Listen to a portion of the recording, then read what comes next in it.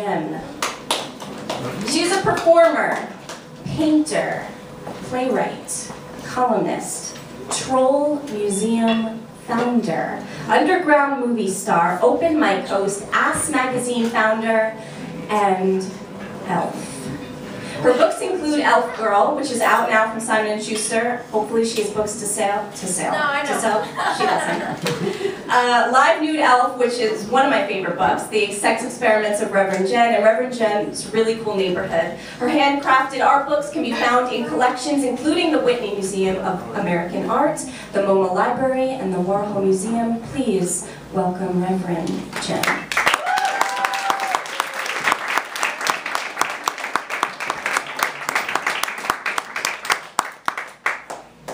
Thanks, everyone. So yeah, I said before, I needed that.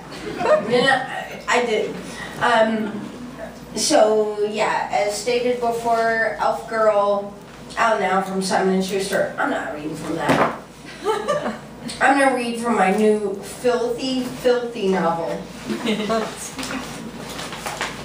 Novel. So it's fiction. This chapter, it's the first chapter, it's called Might Try to Break the Rules. Scarlett handed me the file for my first client, Pete. 49 years old, 5'7", and 240 pounds. Upon hiring me, Dylan quickly dispelled the notion that S&M Teamsters are a hip-looking crowd.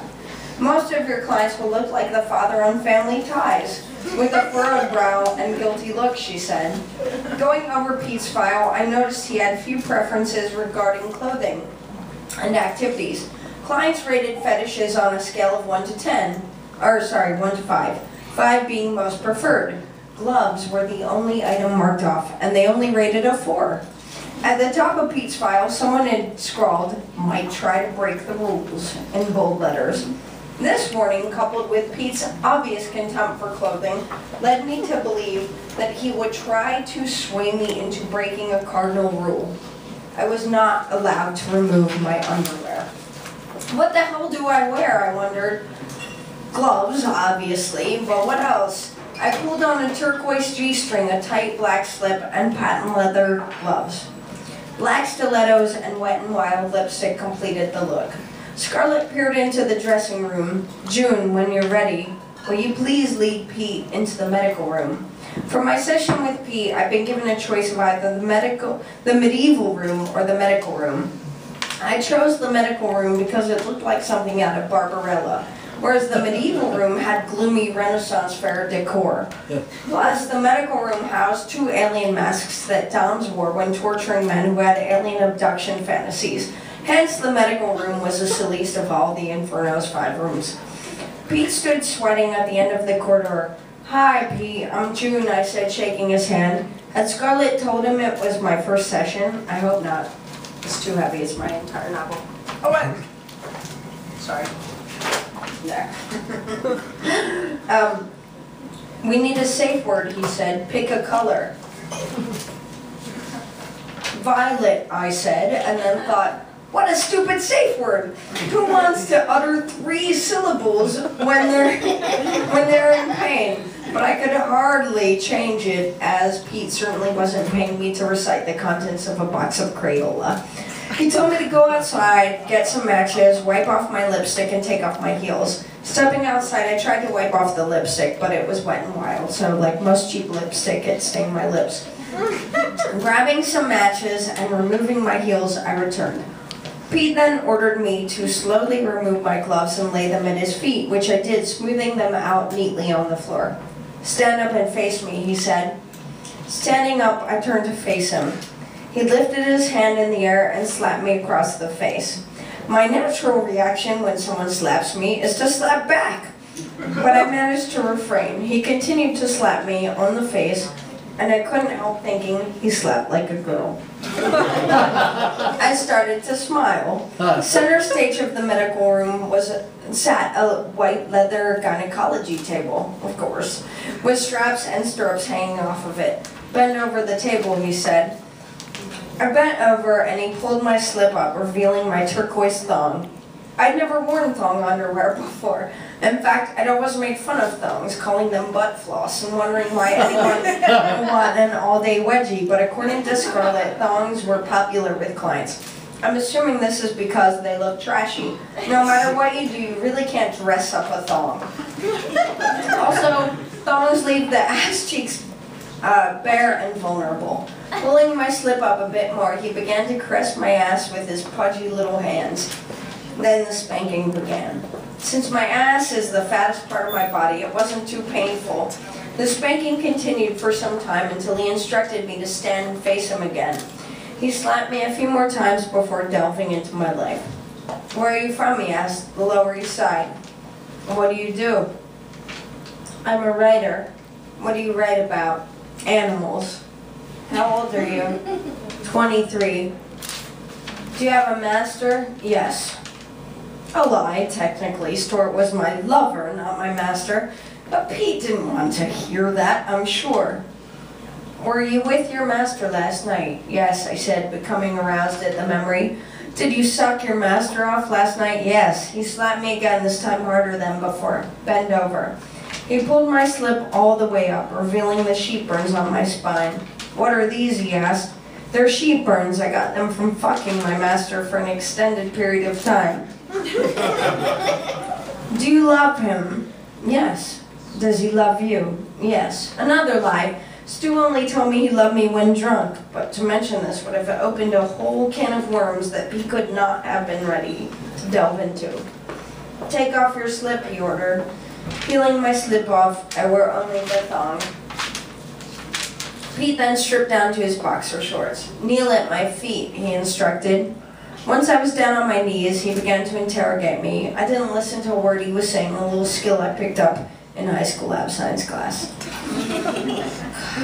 He ordered me then to to lie down on the table. All this getting up and lying down is exhausting, I thought. As I lay down, he fastened the table straps around my wrists. My feet were free to kick and swing. Have you ever had hot wax? He whispered. No, I said, revealing my newness to the profession. He scurried off and returned with a set of mammoth nipple clamps, which he clamped around my tiny breasts. The clamps hurt, but I breathed deeply, trying not to fidget. I stared into the mirrored ceiling and began to study myself. I still had tan lines, and the thong was pushed down so low my pubic hair was almost visible. Close your eyes, he said. While pretending to close my eyes, I glimpsed him stroking his cock through the opening of his boxers while simultaneously lighting a candle. Though his multitasking impressed me, I wondered if he was going to remove the clamps before he gave me the hot wax. He returned with a lit candle. Have you ever been spit on? He asked. No. Leaning in close, he spit, aiming for my breast. A globule landed on my clamp-clad right nipple. He spit again, aiming for the left. He rubbed the spit into my chest, which made the skin feel tight. You might have a lover, but I'll make you my bitch, he said. Who was he kidding? The truth was, I was too disinterested for him to claim me as his bitch. I stared in the mirror some more. I looked like a victim in a sci-fi film. The blue in my eyes matched my thong. In the mirror, I watched Pete lift the candle. It's almost over, sorry everyone, to torture you with the least jackable thing ever. Lift the candle and tip it toward my breast. He poured the hot wax over them and I screamed, more from shock than pain. He began drizzling hot wax over my entire body, finally bringing the candle near my face. Please, not my face, I begged, not wanting my eyeballs seared. To my surprise, I started to cry. The nipple clamps felt tighter. My skin was blistering hot from the wax. The tears ran between my lips. They tasted like cheap shampoo and raindrops. Pete unfastened the wrist straps and pulled away. Touch yourself, he said. Slipping my hand under my thong, I was surprised to find the material soaked with wetness. I was turned on, but I had no idea why. Are you wet? He asked. Yes, I moaned, inserting 2 fingers, but just as I was starting to have fun, he interrupted me. Get off the bed and kneel at my feet, he demanded. Okay, so then, there's a lot. Like, he asked me to touch his balls, and I put latex gloves on. Okay. I'll cut to the end. Undeterred, he told me to get back on the table and put my feet in the stirrups. Once my feet were in the stirrups, he spanked the back of my thighs before lifting my legs in the air and instructing me to keep them there. At least I'm getting an ab workout, I thought. I'm a switchover, he abruptly stated. Do you know what that means? Without waiting for an answer, he continued. I see mistresses and submissives. The mistresses here like to fuck my ass with dildos. Would you do that for me? Sure, I agreed, and then quickly thought, what am I doing? But a deal's a deal, and before I had time to think of a way out, he'd laid out 3 dildos draped in condoms and ready to go. He told me to start with the small one and move up to the fat one. The fat dildo was ... like no human penis on earth. It was monstrous. Pete reclined on the table as I'd done moments before, with his chunky legs and feet in the stirrups. Slathering the smallest dildo in KY, I inserted it. It slid in so easily that I was shocked. While I worked it in and out, he yanked on his penis. Do you do this to your lover? He asked. Occasionally with a strap-on. Yet another lie. I'd only done it once with the strap-on. Does he like it? He asked. Does he like to get fucked in the ass? I guess so. Has he ever fucked a man? Yeah, once, but he didn't like it. I mean, his body liked it, but he didn't like that it was a man. He's confused. So much. Sorry. Okay. Oh, God. Too many papers. It's my new novel.